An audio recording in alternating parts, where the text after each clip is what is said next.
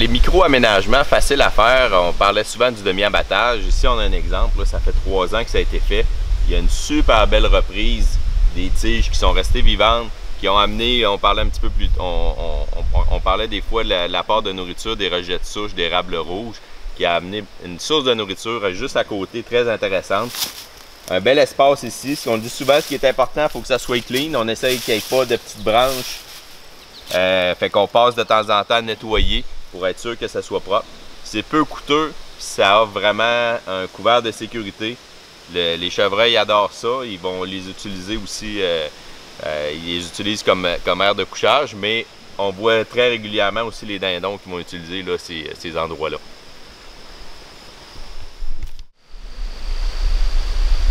En aménageant le champ ici ce printemps, on avait la chance d'avoir la pile mécanique. Donc dans ce temps-là, ça vaut la peine de prévoir comment qu'on installe finalement ou qu'on met nos résidus de coupe et les résidus de souche, roche, tout ça. Veut pas, ça fait des bons tas.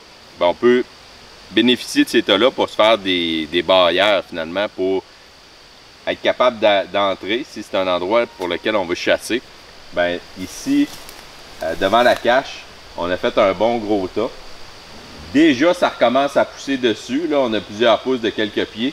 Donc, éventuellement, ça va devenir un gros écran vert puis qui va tout se revégétaliser aussi.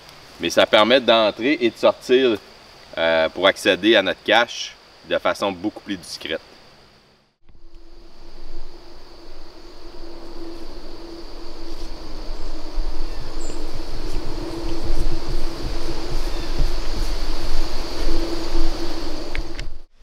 Une petite chose qu'on peut faire à maintes et maintes reprises, c'est des grattages au sol. Ici, on est juste à l'entrée, coin de champ. C'est un endroit stratégique, là. C'est presque sûr que les bocs, les chevreuils vont passer par ici. Donc, quand on peut, on se trouve une branche qui est pas mal à hauteur des yeux, hauteur de la figure. Sinon, on peut la plier, si on veut, l'amener, l'attacher pour qu'elle soit à cette hauteur-là. Puis juste en dessous, on va venir gratter avec les pieds. 2 pieds par 2 pieds à peu près, ça n'a pas besoin d'être extrêmement grand. Ça amène l'odeur de terre, tout ça, le visuel. Évidemment, c'est des endroits que les chevreuils, autant les bocs, les femelles, les femmes vont passer pour prendre des nouvelles, les odeurs, tout ça. Ils vont laisser leurs traces là. Donc, on peut en faire, là, je dirais quasiment le plus possible. Là. On peut en faire beaucoup, puis ils ne seront pas tous utilisés, mais ceux qui vont être utilisés, ça va être fait de façon régulière, puis ça peut aider à garder là, des bocs sur votre territoire. Donc ici, on a un hosta qui a quelques années, qu'on a transplanté ici il y a quelques années. Et puis, comme vous pouvez voir, il est brouté.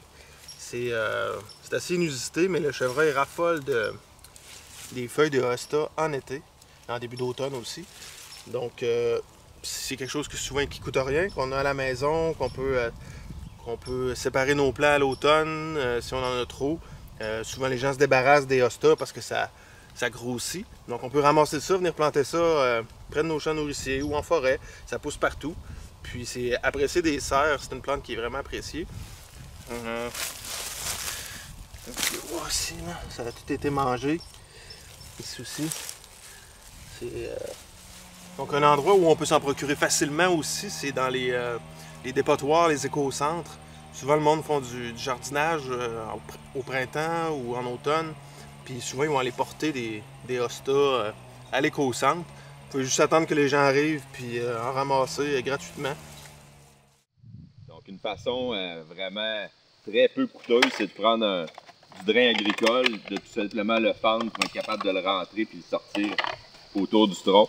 Puis en même temps, ben, lorsque l'arbre va grandir, ben, le drain va tout simplement agrandir à ce moment-là. Puis rendu là, l'écorce va être rendue assez grosse, assez coriace, qu'il n'y aura plus de danger que ça se fasse manger.